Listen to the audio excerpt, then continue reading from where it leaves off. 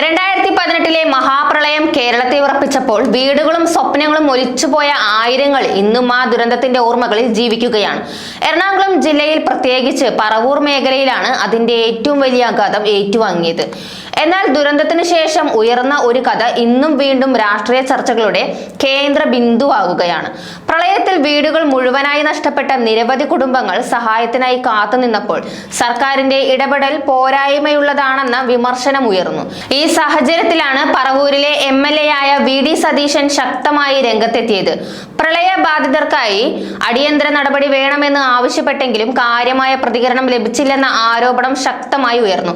ഇതോടെയാണ് വീട് നഷ്ടപ്പെട്ടവർക്ക് ഞാൻ വീട് പണിത് കൊടുക്കും, അതിന് ആരുടെയും സഹായം വേണ്ട എന്ന വെല്ലുവിളിയോടെ സതീശൻ മുന്നോട്ട് വന്നത്.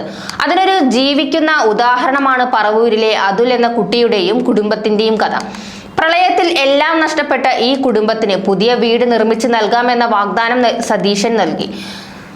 2019 ആരംഭിച്ച പ്രവർത്തനം 2020 പൂർത്തിയാക്കി. തുടർന്ന് പുതിയ വീടിന്റെ താക്കോൽ കുടുംബത്തിന് കൈമാറി അവർക്കൊരു പുതിയ ജീവിതത്തിന്റെ തുടക്കം കുറിച്ചു. വർഷങ്ങൾക്ക് ശേഷം നടന്ന ഒരു റോഡ് ഷോയ്ക്കിടെ സതീശൻ അതുലിനെ വീണ്ടും കണ്ടുമുട്ടി. നിന്നെ കണ്ടിട്ട് കുറെ നാളായല്ലോ അതുലേ എന്ന സ്നേഹപൂർവമായ ചോദ്യം ഒരു രാഷ്ട്രീയ നേതാവിന്റെ സാധാരണ സമീപനം കടന്നു പോകുന്ന മനുഷ്യബന്ധത്തെ തുറന്നു കാട്ടുന്നതായിരുന്നു. ഈ അനുഭവം പങ്കുവെച്ച് സതീശൻ മുഖ്യമന്ത്രിയായി വരണമെന്ന ആഗ്രഹവും അതിൽ തുറന്നു പറയുകയാണ്. ഇതേ മനോഭാവമാണ് പ്രദേശത്തെ നിരവധി നാട്ടുകാരുടെയും അഭിപ്രായം എന്നാണ് റിപ്പോർട്ടുകൾ.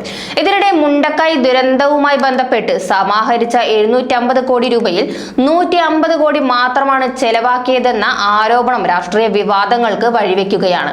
ബാക്കി തുകയുടെ ഉപയോഗത്തെക്കുറിച്ചുള്ള ചോദ്യങ്ങളും ഉയരുന്നു. അതേസമയം പുനർജനി പദ്ധതിയിൽ VD സതീശനെതിരെ അഴിമതി ആരോപിച്ച് ഉയർന്ന ആരോപണങ്ങൾക്കിടെ വിജിലൻസ് വിഭാഗം അഴിമതി കണ്ടെത്തിയിട്ടില്ലെന്ന വിവരവും പുറത്തുവന്നിട്ടുണ്ട്. സർക്കാരിന്റെ ഇടപെടലുകൾ ചോദ്യം ചെയ്യപ്പെടുന്ന വേളയിൽ വ്യക്തിപരമായ ഇടപെടലിലൂടെ ജീവിതങ്ങൾ മാറ്റാനാകുമെന്ന് പറവൂരിലെ ഈ കഥ വീണ്ടും ഓർമ്മിപ്പിക്കുന്നു. ദുരന്തങ്ങൾ മറക്കാനാവാത്തതാണെങ്കിലും അതിനുശേഷമുള്ള മനുഷ്യ സ്നേഹ പ്രവർത്തനങ്ങളാണ് ഒരു സമൂഹത്തിന്റെ യഥാർത്ഥ മുഖം നിർണ്ണയിക്കുന്നത്.